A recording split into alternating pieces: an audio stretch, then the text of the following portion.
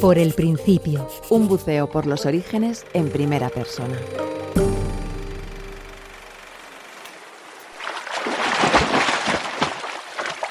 Era horrible, si es que...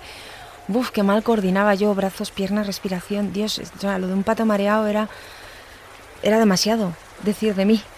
Era horrible. Tengo tanto agobio, esa sensación de llegar a aquella piscina pequeña. Además era una piscina pequeña, con mucha humedad, mucho calor. Tengo el recuerdo de siempre tener dolor de cabeza, dolor de tripa, y era todo somatizar el horror que sentía de llegar a aquella piscina y que me metieran al agua y me obligaran a flotar y a nadar y a tirarme de cabeza. No, yo no supe jamás tirarme de cabeza. No, horrible.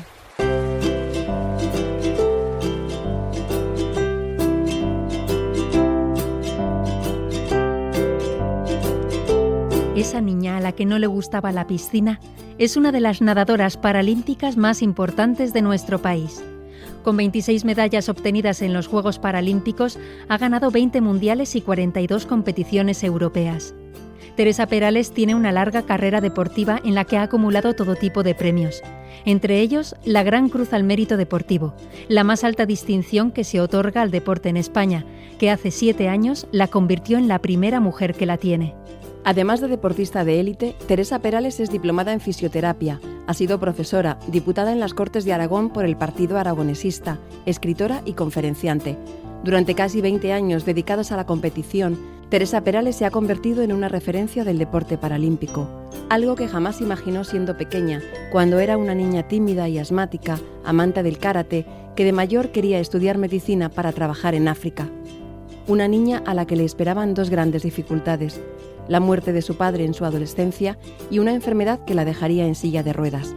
Es una historia que merece ser contada empezando por el principio. Por el principio. Por el principio. Por el principio.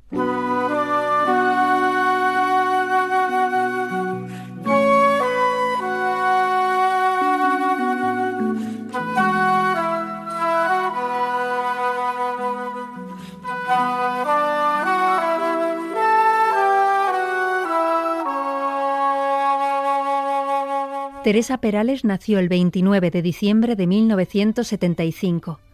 Fue un parto prematuro que la trajo al mundo 2 meses antes de tiempo. Estuvo 20 días en una incubadora antes de que sus padres pudieran llevarla a casa, algo que su madre recuerda con pena, puesto que en aquella época no se permitía el contacto físico con los bebés tal y como sucede ahora. El hecho de haber nacido además en diciembre provocó que se llevara casi 1 año de diferencia con muchas de sus compañeras de clase. Los primeros cursos en el colegio fueron duros. A Teresa le costaba seguir el ritmo, por lo que se convirtió en una niña metódica que desarrolló una gran capacidad de esfuerzo para superarse. Ser siempre fui la más pequeña de clase, siempre. No de altura, porque de altura al principio era bastante alta, luego ya me quedé, porque soy bajita, mido 1,62, pero al principio era de las altas, pero sin embargo la más pequeñita. Y de hecho en los primeros años de colegio la verdad es que lo noté, que había niñas con las que me llevaba 1 año completo, y claro, se nota mucho en la madurez, en las habilidades y demás, pues en la destreza, pues se nota un poquito. Luego ya obviamente no, pero al principio, los primeros años sí que se notaba.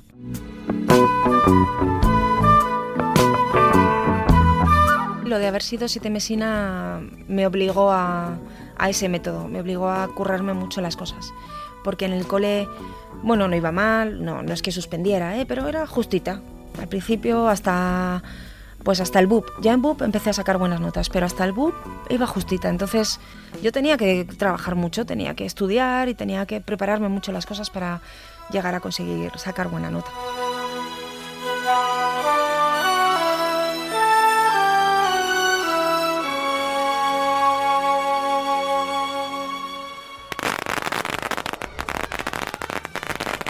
Hola, ¿qué tal, Mari? ¿Cómo vas? Aquí estoy con mi sobrina Sebi, que ha venido de Zaragoza por fiestas. Sebi, este es Luis. Hola. Hola, encantado. ¿Eres de Zaragoza? Sí, nací allí, aunque mis padres son de aquí, del pueblo. ¿Y es la primera vez que vienes aquí a Cebo? Vine con 3 años, pero no me acuerdo de nada, es que como si fuera la primera vez. Te parecerá muy pequeño comparado con Zaragoza. No te creas, lo que me gusta mucho es que aquí todo el mundo tiene el acento de mis abuelos. Seguro que Zaragoza está llena de extremeños. De aquí del pueblo se han ido unos cuantos. ¿Y por allí qué tal son las cosas? Me han dicho que hace mucho frío y mucho viento, ¿no? Sí, en invierno mucho frío y en verano mucho calor.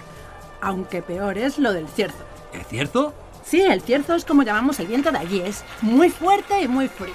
Pues no apetece mucho irse a vivir allí. ¿Tú no piensas salir del pueblo? No. A mí aquí me sobra el trabajo. Por la mañana estoy en la panadería y por las tardes en el cine. ¿Trabajas en el cine? Me encanta el cine, voy siempre que puedo en Zaragoza. ¿Ah, sí? ¿Te apetece venir mañana?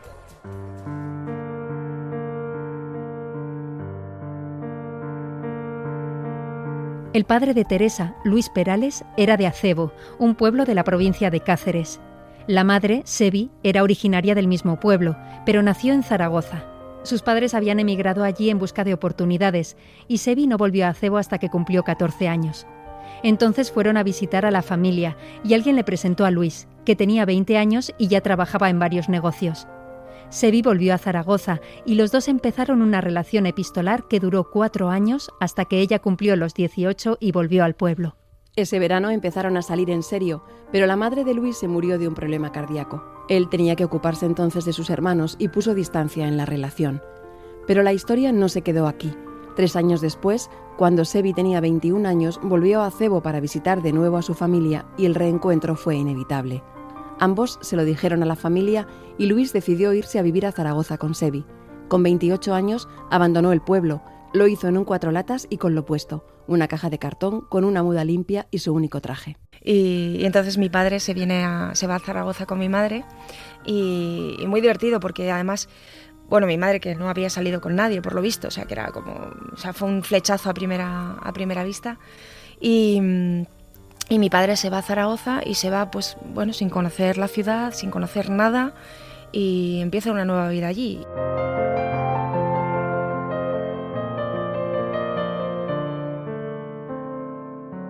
Claro, tiene que empezar a ganarse la vida. Mi madre trabajó toda la vida vendiendo cocinas en distintos sitios, pero siempre vendiendo cocinas. Y mi padre, pues claro, no podía ponerse panadería, pues de lo que pudo. Entonces al principio empezó a repartir, luego estuvo trabajando en una empresa, en Pescanova de hecho, en una empresa de ultracongelados, luego tuvo una pequeña empresita, llegaron a tener un bar que luego cerraron y bueno, siempre fue bastante proactivo y nunca nos faltó de nada, la verdad.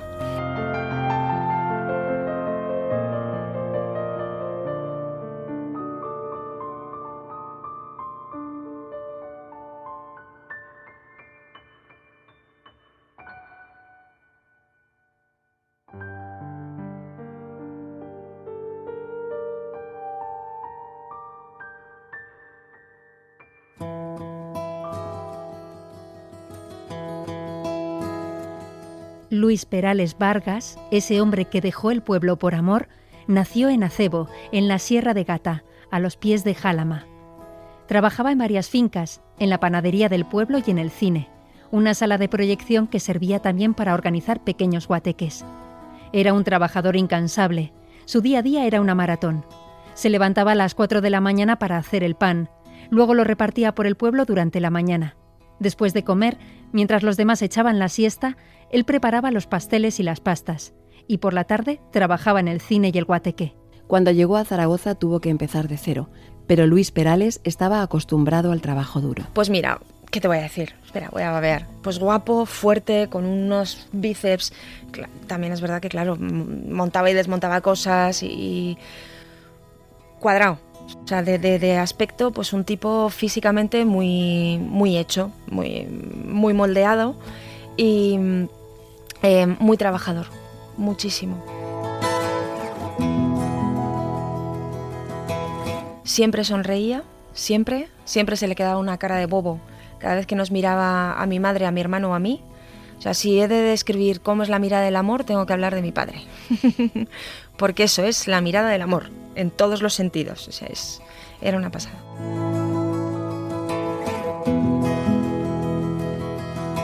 Pues es que era asmática y, bueno, lo sigo siendo, pero en aquello, cuando era pequeñita tenía muchas bronquitis asmáticas y el médico les recomendó que hiciera playa y monte. Y entonces, bueno, pues cerca de Zaragoza, en un montecito, compraron un trocito de terreno entre varios compañeros de trabajo. Y a nosotros nos tocó la parte de arriba, lo echaron a sorteo y nos tocó la parte de arriba. Y él, bueno, pues se apañó para construir una pequeña casita con una terracita, con un... Sí, le montó un porche. Teresa, alcánzame el martillo. No lo veo, papá. Lo tienes allí, encima de esa caja. Ah, sí, vale. Luis, cuidado que esa escalera no es muy segura. Sí, tranquila, que aguanta. Bueno, esto ya está. Ahora a lo mejor no lo veis claro, pero va a quedar una casa estupenda. ¿Y vendremos todos los fines de semana, papá? Claro, hija. En la planta de arriba pondré las habitaciones. Y así no habrá que subir y bajar en el día. Y podremos quedarnos a dormir. De todas formas, estamos muy cerca de Zaragoza. Podemos coger el coche cuando queramos y nos plantamos en un momento. Lo bueno, que aquí el aire es más puro. Y eso es justo lo que necesita mi niña. Eso es bueno para mis bronquitis. ¿A que sí, papá? Sí, hija. El médico nos dijo que lo mejor para tu asma era hacer salidas al campo. Y que a tu padre todo esto de las construcciones le encanta. Va a quedar una casa preciosa, ya veréis. ¡Qué ganas tengo de verla ya! Y cuando seas mayor y tengas tu propia familia, también podrás venir con tus hijos a pasar los fines de semana. Bueno, para eso quedan todavía muchos años. Los años pasan rápido, ya lo verás. Y tenía allí, recuerdo una de las últimas veces que fuimos, que él ya estaba muy malito y como hablábamos de cuando yo tuviera hijos poder ir allí y que construiría la habitación para el niño arriba o la niña arriba y que me pondría un gimnasio y bueno, como proyectábamos ahí el futuro, que luego bueno, pues nunca fue, pero era bonito pensar en ello.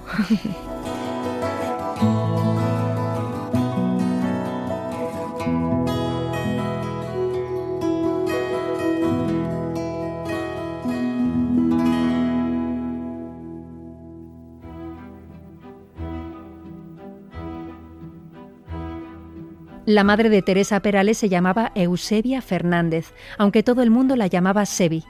Era una mujer alegre y fuerte que no permitía el ambiente derrotista en casa. A pesar de las duras circunstancias que le tocaron vivir, no dejó hueco para la autocompasión y fue el sostén de la familia. Fue una acompañante fundamental en el tránsito que vivió Teresa hacia la vida en silla de ruedas y la mayor fan de su carrera deportiva. Y mi madre muy trabajadora también. Mi madre ha sido siempre mamaleona. O sea, digo, hago y mando y ordeno y hago, ¿sabes? Siempre, siempre. Con mi madre, o sea, no ha cabido nunca el venirse abajo. Siempre ha sido el vamos para arriba y sale todo y ya está. Y cuando murió mi padre, pues imagínate quedarse con una niña de 15 y un niño de 8 y aquí no queda espacio para la tontería y solamente queda tirar adelante. Y mi madre lloraría mucho, la vi llorar, y lloraría mucho más en la soledad. Pero delante de nosotros quedaba el salir para adelante y ya está.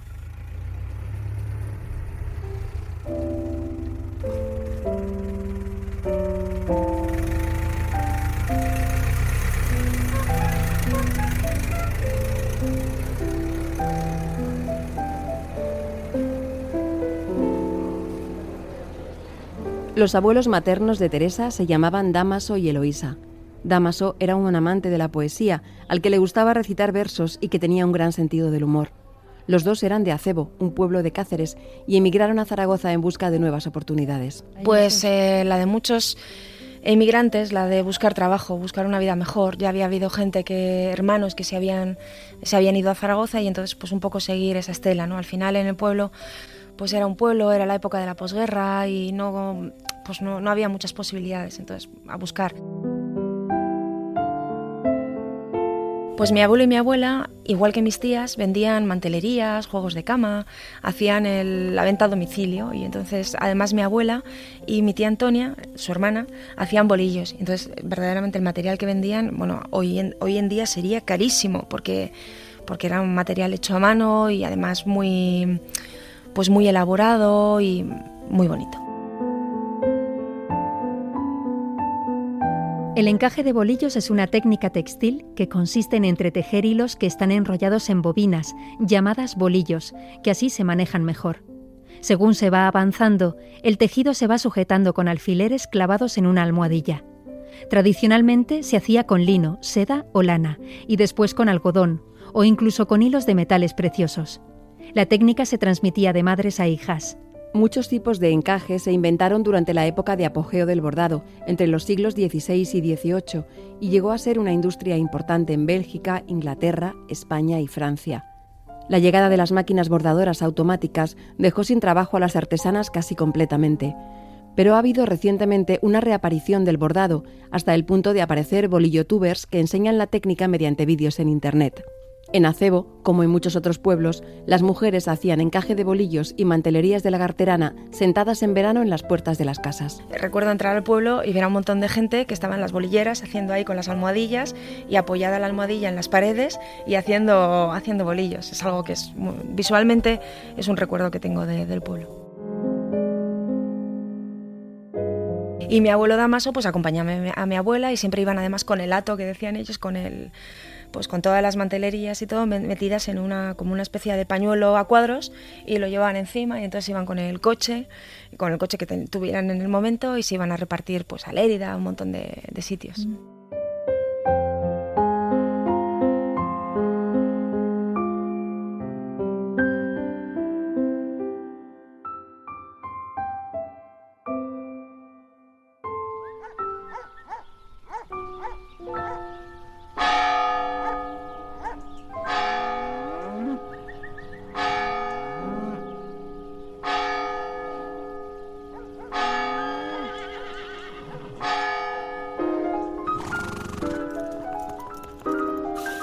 Los abuelos paternos de Teresa Perales eran también de Acebo, pero ellos no tuvieron que emigrar.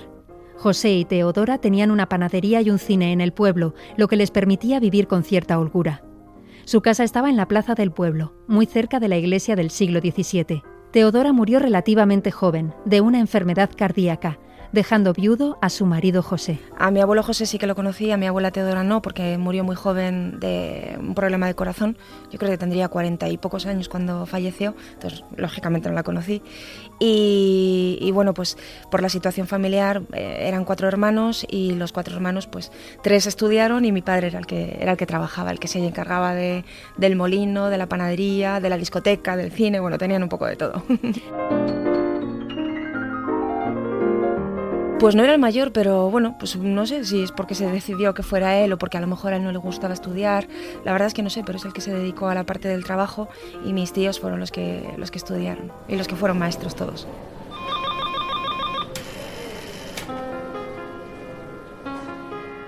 Cuando los padres de Teresa se casaron, se fueron a vivir durante un tiempo a casa de los abuelos que se habían instalado en Zaragoza. Necesitaban ahorrar para poder independizarse y cuando al fin pudieron hacerlo, no se mudaron muy lejos. Esa casa de los abuelos de Teresa estaba en la calle Madre Sacramento, cerca de la estación del Portillo de Zaragoza, y fue el centro de la infancia de Teresa. Pasaba las horas jugando en casa de los abuelos o subiendo un piso más arriba donde vivían sus tías. Hasta los 7 años, cuando nació su hermano David, Teresa disfrutó de los privilegios de ser hija única y además la primera de la familia. Vivía en Zaragoza, mi abuelo Damaso y mi abuela Eloísa, y bueno, me he criado con ellos y con sus hermanas, con la hermana de mi abuela y con la hermana de mi abuelo, porque las 2 hermanas vivían en el 6º y mis abuelos vivían en el 5º. Entonces yo me pasaba los viernes, sábados y domingos subiendo y bajando y de hecho me gustaba mucho dormir en casa de mis tías. O sea, mi recuerdo es ver el 1, 2, 3 los viernes por la tarde, siempre, siempre en casa de mis tías. Buenas noches, muy buenas noches. Buenas noches y muchas gracias. Hagan juego, señores, porque va a dar comienzo el 1, 2, 3 y el tema de hoy es Montecarlo, años 20. La vuelta de ustedes, el debut del Antichollo. ¿Hay alguna otra novedad? Bueno, salvo que se ha cortado usted el pelo, me parece que no, ¿verdad? No hay ninguna novedad. Y mi abuelo era súper divertido, le gustaba muchísimo leer, provocaba que, o sea, me incitaba a que yo también leyera, le gustaba mucho además la poesía y recuerdo, bueno, tengo de hecho un libro guardado de poesía de Luisa Durán que, bueno, y me hizo aprender algunas poesías y que yo luego las tenía que recitar, como era la hija única, nieta única, sobrina única, hasta que llegaron mi hermano y mi prima, pues yo era la que divertía, la que distraía a toda la familia. Y entonces tenía que recitar alguna poesía, pues eso, en las noches de Navidad y tal. Pa'l pueblo d'ambos nos fuimos, qué noche harta de niebla. Muy maleto iba el mi neni cuando le monté en la yegua. Cogío con la sumaire y con buena temblaera. Quietecino en los sus brazos, sin coscársela mi prenda, ni luna cabía en el cielo. Ay Dios, qué noche tan negra. Claro, yo podía ir de una casa a la otra. Ahora, por ejemplo, mi hermano y yo, pues es que vivimos cada uno en una punta de Zaragoza y verdaderamente, pues si ya te cuesta 20 minutos llegar de un sitio a otro, pues incluso mi hijo no tiene la misma relación con mi hermano que la que yo podía tener con mis tíos porque vivíamos cerca, ¿sabes? Y bueno, son las cosas del ahora y las del antes.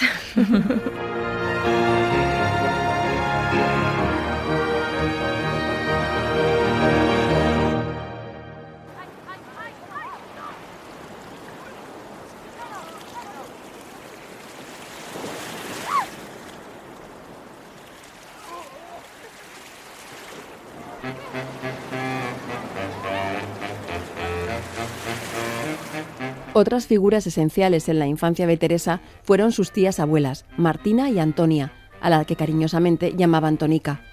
Las dos mujeres vivían juntas en el mismo edificio que los abuelos y curiosamente eran cuñadas entre ellas, es decir, Tonica era la hermana de la abuela Eloísa y Martina la hermana del abuelo Dámaso.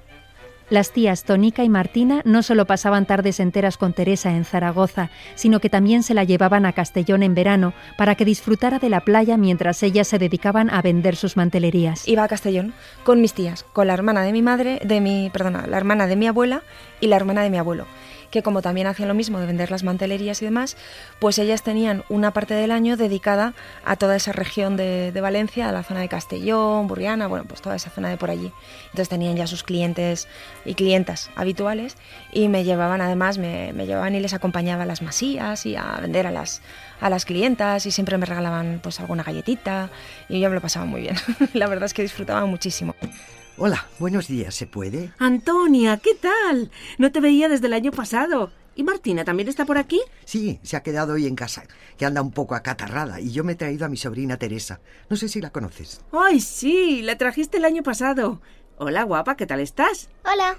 Uy, pero ¿cómo has crecido? ¿Qué vienes? ¿A acompañar a tus tías? Sí, y así voy a la playa, que en Zaragoza no hay. ¿Y te gusta la playa? Sí, mucho, aunque siempre me quemo. Pobrecilla, lleva la espalda chamuscada. Ahora se tiene que bañar con camiseta hasta que mejore. Por las noches me echan aftersun. Nada, eso, en 4 días lo tienes curado. Este año traigo unos manteles muy bonitos. ¿Quieres verlos? Sí, enséñame a ver qué tienes. El año pasado se vendió muy bien ese juego de servilletas con bordados rojos, el que me dejaste. Sí. De esos ya no tengo, pero mira estos, qué bonitos. A ver... Esta verde me gusta. Esa es muy vistosa. Y mira esta. Tiene un trabajo muy fino. Ay, sí, es muy bonita, sí. Si te cojo de los dos me haces precio, ¿verdad? Claro que sí. Échale un vistazo a todo, que te va a gustar.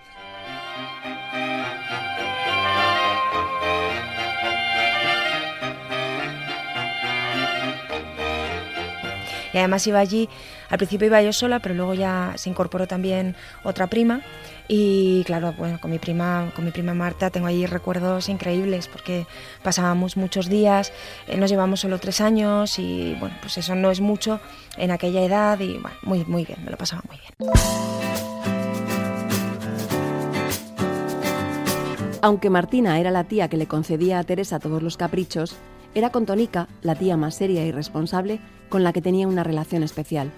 En la familia se contaba que la tía Tonica había sufrido una depresión y que cuando Teresa nació se ilusionó tanto con ese bebé que se curó. Quizá por esa historia familiar o por la química que había entre ellas, Teresa y su abuela Tonica se querían muchísimo. Cuando Tonica murió por una enfermedad degenerativa, Teresa, que entonces tenía 24 años, no se separó de su cama en los últimos días. Mi tía Antonia y yo, además, bueno, con mi tía Marta también, con mi tía Martina, por supuesto, también, y era algo como, no sé, siempre, claro, me permitían hacer de todo. Eran las que me malcriaban totalmente. Además, mi tía Marta era la que nos compraba las chuches y la que jugaba más. Y sin embargo, yo es verdad que me iba mucho con mi tía Antonia. Era, no sé, era un cariño muy, muy especial. No sé muy bien por qué, pero era esa relación que sale ahí y que es vital. Eran las dos solteras, sí. Y se quedaron ahí, pues eso, una hermana y otra hermana, y al final pues vivían juntas. Era pues algo, claro, nosotros lo vivimos como muy normal. Pues oye, pues si no tenían pareja, pues vivían juntas. Pero el caso es que sí, que vivieron juntas siempre y que era genial para mí, pues eso, el poder subir, poder bajar. Mi hermano ya lo vivió menos porque ya, pues ya eran ellas más mayores. Ya luego con lo de mi padre, pues quizá es verdad que ya no íbamos tanto a sus casas, pero sí, me hicieron una infancia súper feliz, tremendamente feliz.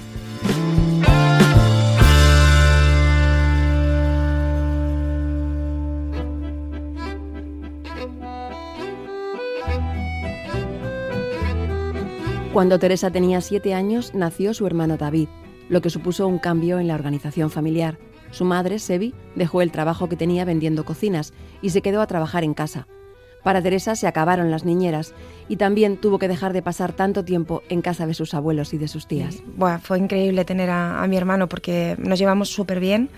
La verdad es que, bueno, pues por toda la historia familiar, pues hemos estado siempre muy, muy apegados, por cómo somos además los dos de cariñosos y de roceros, pues obviamente nos llevamos genial.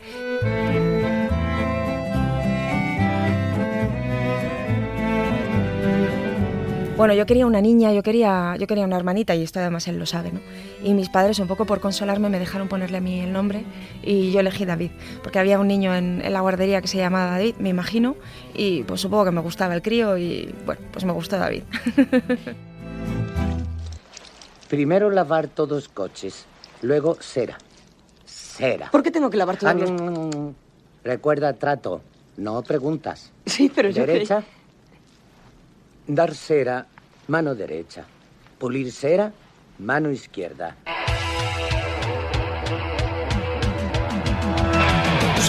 Karate Kid fue una película de 1984 que se convirtió en icono para el público adolescente de la época. Su director fue John Avildsen, que se consagró con Rocky, por la que obtuvo el Oscar al mejor director. Karate Kid contaba la historia de un chico que se muda a Los Ángeles por el trabajo de su madre y se encuentra con el acoso de unos compañeros que hacen karate, hasta que en su vida se cruza el misterioso señor Miyagi, un inmigrante japonés que se convierte en su maestro y le enseña artes marciales. Karate Kid se convirtió en un fenómeno que ha acompañado a varias generaciones, con una serie de películas, otra de dibujos animados, videojuegos y un montón de merchandising. Su estela sigue hasta nuestros días, con una última secuela el año pasado, una serie web llamada Cobra Kai, que ha arrasado en YouTube con 50 millones de visualizaciones. Yo era karateca, sí, me gustaba muchísimo pues lo de Daniel San, pulir cera, dar cera, pulir cera y el señor Miyagi me gustó un montón. Yo creo que fui antes karateca que la película, pero me encantaba, o sea, ¿sabes? Esa sensación de... Además yo era muy elástica, entonces dar las patadas pues se me daba muy bien, ¿no? El Mawashi-geri, Yoko-geri, en fin, todo esto se me daba muy bien. Y lo que pasa es que tenía un problema y es que el kumite me daba mucho apuro, lo que era el combate. Porque de hecho a una niña sin querer se fracturó 3 dedos, el tercero, cuarto y quinto dedo de la mano, no sé cuál, pero se los fracturó en un blocaje a mi pierna. Y en ese momento ya dije, yo no puedo competir, o sea, yo no puedo hacer combates, no puedo. Me daba muchísimo palo hacerle daño a alguien y entonces ya solamente hacía katas.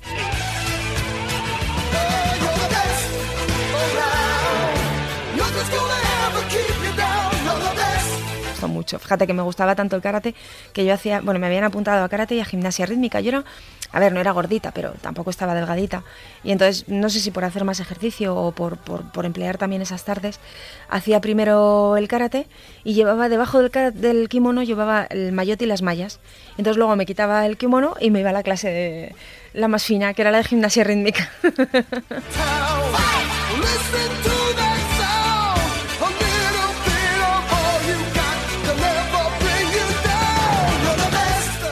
Karate y judo eran muy comunes y además los practicábamos juntos, siempre juntos y combatíamos juntos, chicos, chicas. No recuerdo ni una sola vez haber tenido que estar separada y haber competido solo con niñas. Yo, lo hacía niñas. De hecho, uno de mis compañeros era Santiago y Santiago que su padre era el dueño del gimnasio y el dueño del sitio y él es ahora maestro de karate y además maestro de algunas de las personas que han estado, de algunos de los karatecas que han ido al mundial de karate, que han estado compitiendo ahora aquí en Madrid.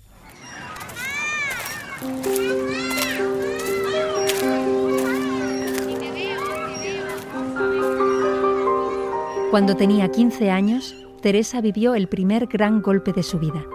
A su padre le hicieron un reconocimiento médico rutinario en la empresa de congelados en la que trabajaba y saltó la alarma. Algo pasaba con su sangre. 11 meses después, Luis Perales murió de leucemia. El padre de Teresa, que no soportaba las agujas, pasó 11 meses con transfusiones continuas de sangre. Primero tenían que hacérselas cada 15 o 20 días y al final las transfusiones eran diarias. A ver, siempre es dura la muerte de un padre, pero en una edad así se vive como mucho más intenso porque primero tienes muchas dudas sobre ti mismo. Es una época, la adolescencia, en la que no te encuentras ni te entiendes, ni entiendes al mundo. Y si además el mundo te ofrece una dificultad tan grande que no tiene vuelta atrás como es la pérdida de un padre, pues te desubica completamente. Además, bueno, mi madre es muy cariñosa, pero mi padre era mucho más. Entonces, de repente se me había escapado pues esa persona a la que yo estaba todo el día amarrada como si fuera un mono. O sea, yo entraba mi padre por la puerta y no me soltaba de él, porque estaba todo el día dándole besos, abrazos y claro, pues dejó de venir a casa, dejó de estar. Vivimos una enfermedad muy, muy dura, porque bueno, pues él tuvo leucemia y con muchas transfusiones. Él además, con todo lo fuerte que era y todo lo valiente que era, pues era un poco caguetas para las agujas. Y le fue a tocar justo una enfermedad que era todo el día con transfusiones de sangre y todo el día amorrado a goteros. Entonces se hizo muy duro. Bueno, él ahí me demostró de todas formas que, jolín, lo que es la entereza de no quejarte por tus hijos, porque es que no le recuerdo quejarse de verdad, ¿sabes? De decir, ay, y dolor tenía, bueno, a rabiar, porque de hecho el bazo estaba a punto de reventarle, que eso tiene que ser horroroso. Y no le escuché quejarse ni nada. Y luego, claro, cuando murió, pues yo viví el mame conmigo, protagonista del drama, fui súper egoísta, solo pensaba en mí, en todo caso en mi hermano. Fui muy egoísta con mi madre, de no pensar mucho en que al final mi madre se quedó viuda con 40 años, 41. Es que yo ahora tengo 42, o sea, es que es increíble. Y no racionalizar en aquel momento la situación y no darme cuenta de decirle, mamá, que te ayudo. No, pues le ayudaba así con mi hermano, que enseguida lo cogí, le dije, tú no te preocupes, y me lo ponía encima y todos los días. Pero con mi madre no, pobrecita. Ella dice que lo exagero, pero yo lo recuerdo como muy egoísta, por mi parte. Pues que mi padre no pudo elegir estar o no estar, porque bueno, la enfermedad se lo llevó, pero él habría querido estar aquí. Pero poco a poco me di cuenta de que yo tenía que hacer algo con mi vida y que no podía seguir viviendo en ese pozo de tristeza y de depresión, y que tenía que tirar para adelante y que tenía que elegir qué hacer con cada segundo de mi vida. Y entonces, pues afortunadamente la decisión fue muy en positivo. Y bueno, aunque la vida te piensas que te da un traspié y se acabó, pues no, a veces te dan muchos, te ofreces retos, pero como ya has aprendido con el primero a superarlo, bueno, pues el siguiente lo ves de una manera un poco más suave. Y cuando me quedé en silla de ruedas, pues supongo que por eso lo vi un poquito más suave. Porque dije, bueno, no es para tanto, estoy viva, no me voy a morir, que esto es importante, por esto al menos no me voy a morir. Y bueno, pues pase lo que pase y me quede como me quede, voy a poder seguir haciendo cosas, aunque sea de una manera diferente, ¿no?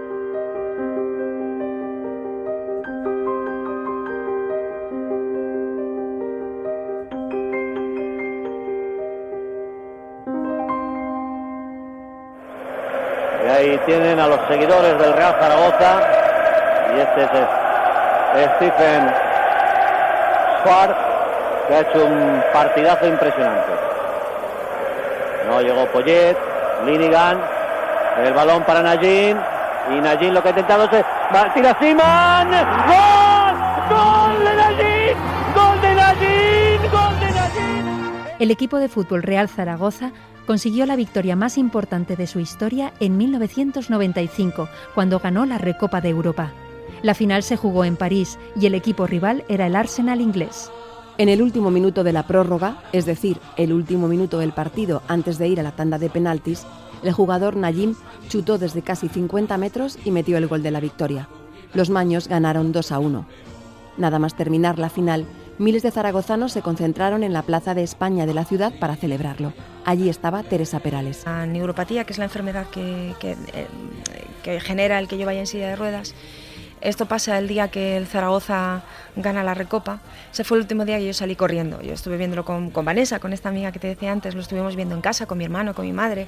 Bueno, esos súper golazos, el de Snyder, que parece que nadie se acuerda, pero que Snyder metió el primer gol. Y ya luego Nayin metió ese gol que es, vamos, es épico porque era de los imposibles, de esos que... ¿Qué va? ¿Qué hace? El que todo el mundo además cuando lo lanzó dijimos ¡hala! Y que luego es ¡guau! ¡Gol! Bueno, pues eso lo recuerdo.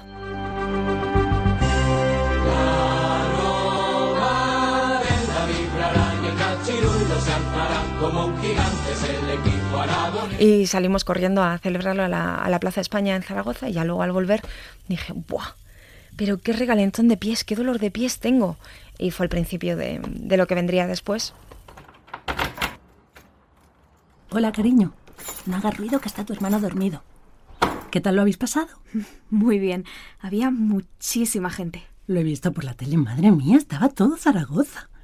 ¿Qué te pasa? Me duelen mucho los pies. ¿Dónde? Justo aquí. Ven, siéntate, que te dé un masaje. ¡Ay! ¿Dónde te duele? ¿Aquí? Por todas partes, todo el pie. Son como calambres. Todavía te estás recuperando de la tuberculosis. ¿No crees que es un poco pronto para que te vayas por ahí a saltar? Ay, mamá, no empieces. ¿Qué tendrán que ver los pulmones con los pies? Pues todo. Es el mismo cuerpo y tú has acabado muy debilitada con tanto antibiótico y tanta historia. Lo primero que tienes que hacer es comer bien y coger peso, mi vida. ¿Esto te alivia? No mucho, la verdad. Espera, que te voy a poner un cubo con hielos. ¿Qué se cuenta Vanessa? Pues estaba feliz, como todo el mundo. Ya sabes que esa es del Real Zaragoza hasta la médula. Si es socia desde pequeña y todo. Sus padres también son del Zaragoza, ¿no? Y su abuelo. Estaba hoy presumiendo que era la tercera generación forofa del Zaragoza. Estarán todos felices, claro. A ver si llamo mañana a su madre. Toma, mi vida, mete los pies aquí. Ay. ¿Mejor? Sí. Tráeme una toalla, que se está saliendo un poco de agua.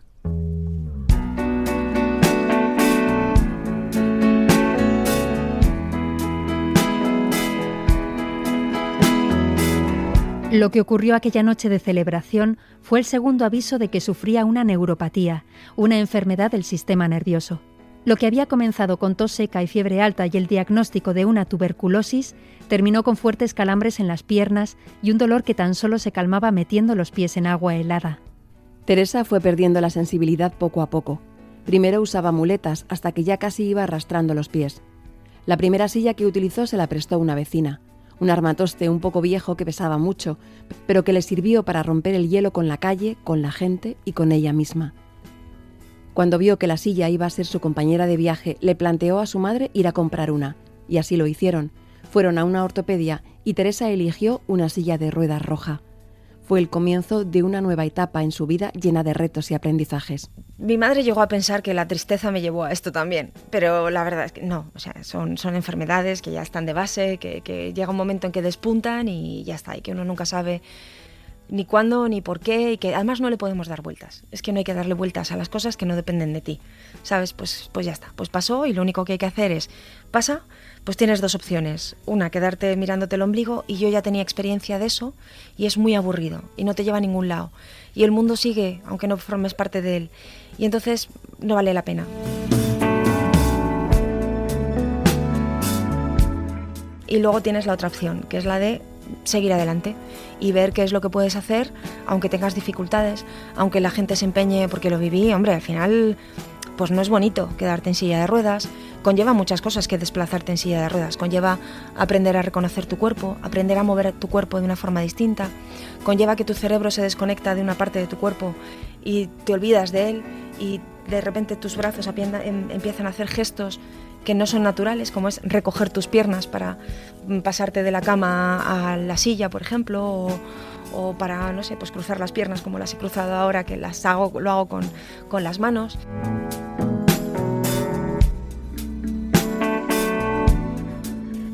Conlleva el exponerte ante la gente de una manera muy distinta y que la gente te vea raro, que te vea con pena, que te vea como tú no quieres que te vean.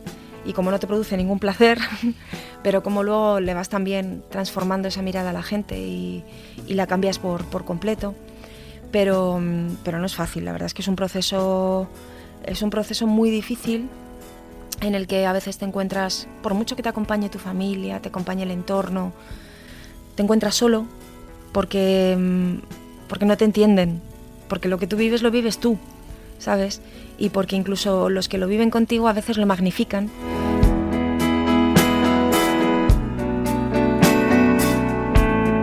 Siempre digo, y me gusta lanzar un mensaje a los papás que tienen niños con discapacidad, que lo viven más difícil los padres que los niños, porque los niños ya saben hasta dónde llegan, ya saben cómo está su cuerpo, ya saben cuál es el dolor, ya saben lo que sienten, pero los padres que intentamos proteger mucho más allá, pues claro, lo hacemos todo más grande, sin querer, porque es el amor el que nos lleva a ello, ¿eh? Y no es malo además.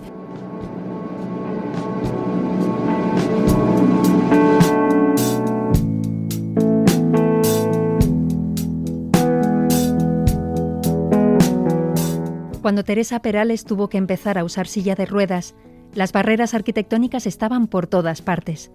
En las últimas décadas, la presión de las asociaciones de personas con discapacidad ha visibilizado los obstáculos a los que se enfrentan en la vida cotidiana y ha propiciado que la legislación en cuestiones de accesibilidad haya cambiado muchísimo en los últimos años.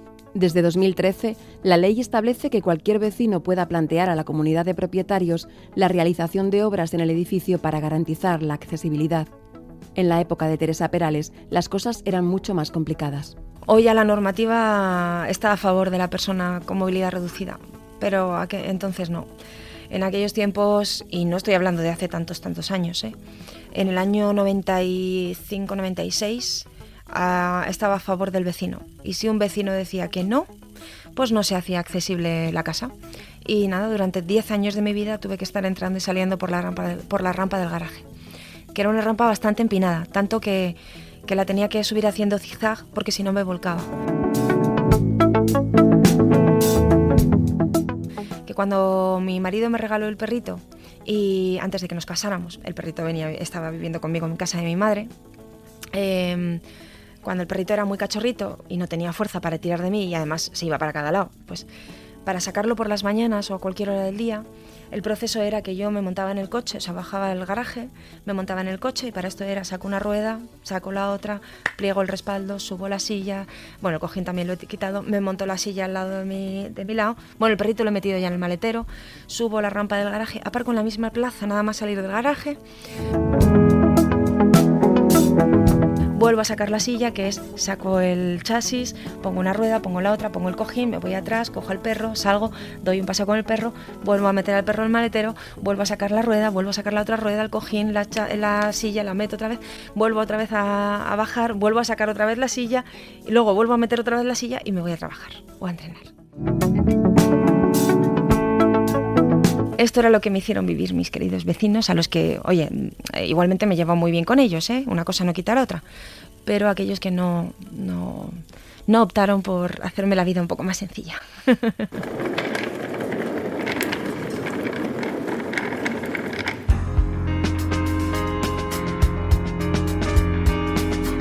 Durante un tiempo, la vida de Teresa se limitaba a ir y volver del hospital para hacer rehabilitación.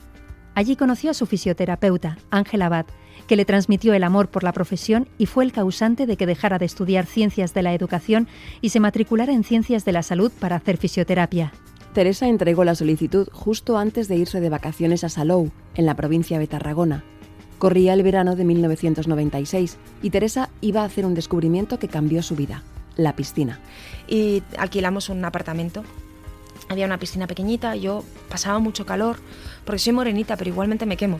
Y mi madre decidió que para que yo me pudiera meter a la piscina, como no sabía nadar, no movía las piernas, estaba súper flaca, yo pesaría unos 42 kilos entonces, que es súper delgada, y me compré un chaleco salvavidas.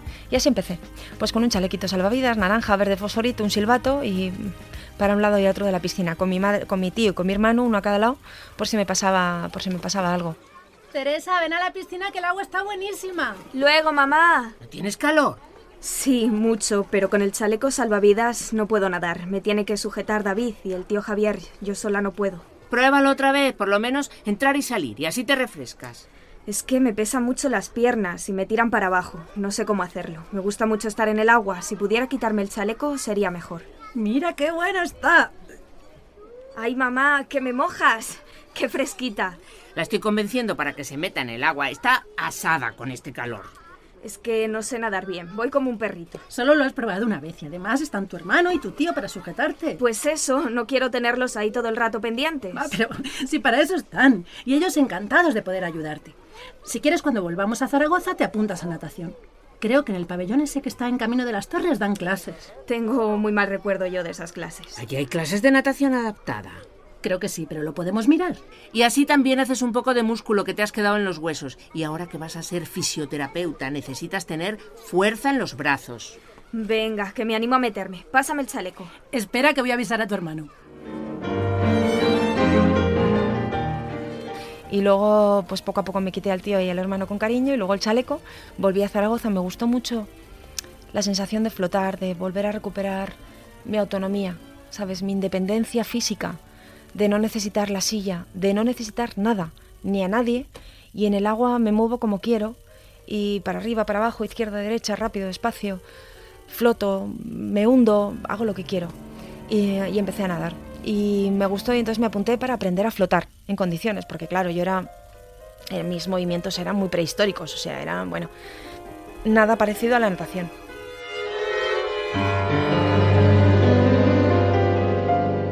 Entonces llegué a la piscina, me vio el entrenador, un monitor, Javi me dijo que si sabía nadar, pues no tenía ni idea yo, y como además me habían dicho que no era lo mío, yo le dije que no, que rotundamente no. Copié lo que hacía el chico de al lado, llamó al entrenador, Ramiro vino, me dijo estas frases yo nunca fui consciente de que una frase podía transformarte la vida. Y sí, esa frase me transformó la vida sin querer, porque él lo dijo sin querer, pero para mí fue muy importante, y me dijo: Teresa, eres un diamante en bruto que tenemos que pulir. Me lo dijo nada más verme nadar el primer día, los 2 primeros largos. Me llevó al equipo y empecé a nadar con el equipo.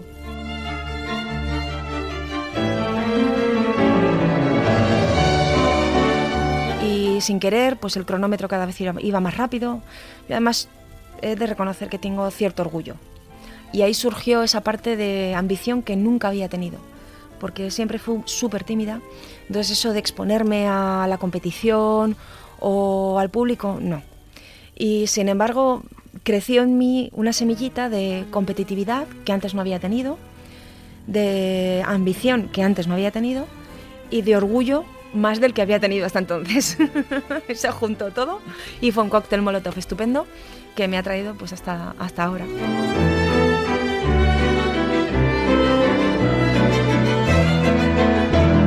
Hasta querer cada día ganar más y más, divirtiéndome mucho en el camino, disfrutando mucho de la experiencia de compartir cada uno de los éxitos, cada una de las medallas y de las experiencias vividas incluso con cada una de mis rivales, porque eso es algo muy bonito que me llevo. Cada una de mis rivales me ha aportado algo, me ha enseñado algo, y con cada una de ellas he vivido cosas muy bonitas.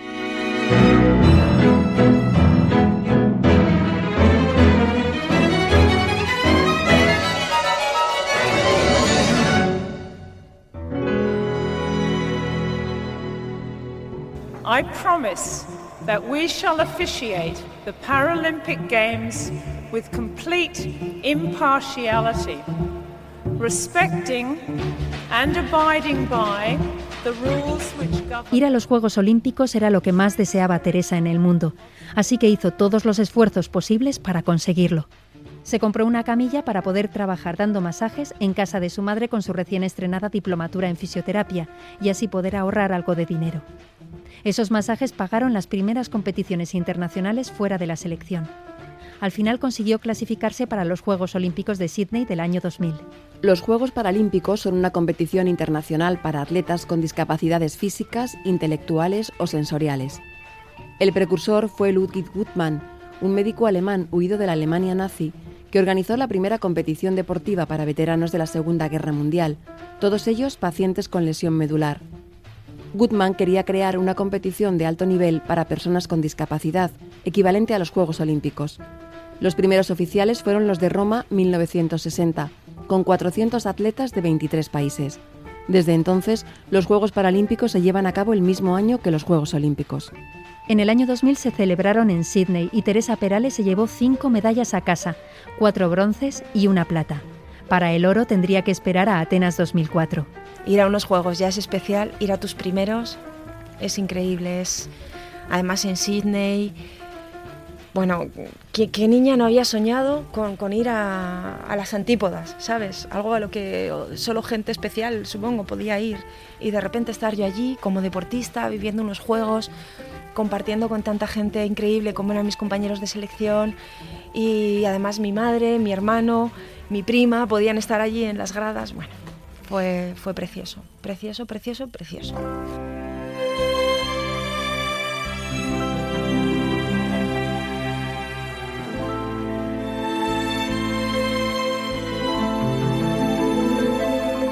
A Sydney 2000 le siguieron 4 Juegos Paralímpicos más, los últimos, los de Río de Janeiro 2016, en los que Teresa Perales consiguió una medalla de oro en los 50 metros espalda y 3 medallas de plata.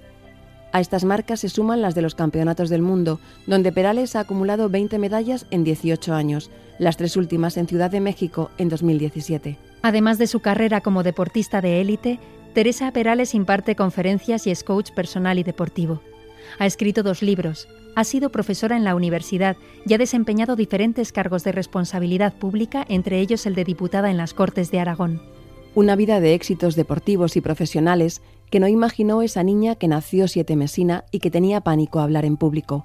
Una niña a la que Teresa le rinde hoy respeto y que pasó por todas las dificultades con el apoyo de su familia. Bueno, tengo mucha suerte, me siento muy privilegiada por haber tenido una familia que me ha acompañado mucho en el camino, que ha sabido sacar lo mejor de mí, que me ha escuchado cuando he llorado, que no me ha dejado tocar fondo y que me ha sostenido siempre con esa fuerza de la mamá de Leona, de la tía Leona, del tío León, del hermano Coraje, por encima de todo, de mi mayor fan, que ha sido capaz de levantarse y de estar conmigo a las 7 de la mañana en la piscina para ayudarme cuando mi entrenador no podía venir. Creo que es fundamental que mantengamos a nuestro niño muy a flor de piel para disfrutar mucho de la vida, porque la vida nos lleva a olvidarnos de la magia de descubrir las cosas por primera vez. Y los niños viven cada día esa magia y no podemos dejarnos llevar por las rutinas, porque pensemos que está todo garantizado, que lo tenemos ya todo hecho, porque no es verdad. Porque hay tantos momentos bonitos que no le damos importancia, porque pensamos que, es uno más. No, es que es uno más. Es alucinante ese uno más. Es un regalo maravilloso que tenemos delante.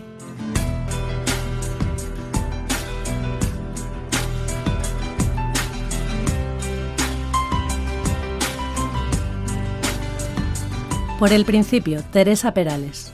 Dirección, realización, guión, montaje y locuciones, Toña Medina y Ángeles Oliva. Producción, Matilde Suárez Quintero. Técnico de grabación, Enrique Hernández. Interpretación, Eli Zapata, Rafa Paradelo, Chupi Llorente, María del Río y Margarita Lascoiti, con la colaboración especial de Lucía Pérez y Elia Maqueda.